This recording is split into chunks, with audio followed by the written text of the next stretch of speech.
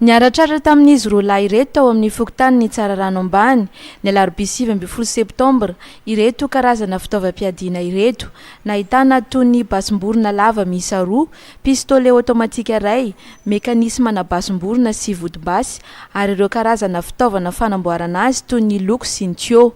Raha ny fanadihadiana nataon'ny mpitandro ny filaminana sady manamboatra mivarotra no mitazona fitaovam-piadiana tsy misy taratasy ara-dalàna izy ireto. Zavatra azo lazaina amin'izao zavatra zao dia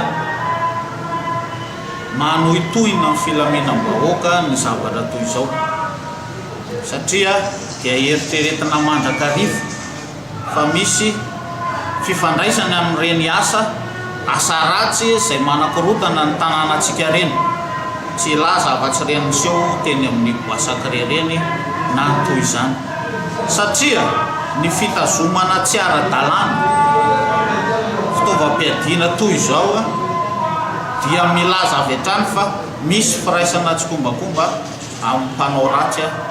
ny zavatra toy izany. Araka ny voafaritra ny didim-pitondrana laharana 7 tsipika 8/20 ny 12 jolay 7/700 mifehy ny fitazomana fitaovam-piadiana dia tsy azo atao ny mitazona azy ireny fa voararan'ny lalàna. Efa vita avokoa ny famotorana rehetra natao tamin'izy ireto ka ho atolotra amin'ny fitsarana ny raharaha.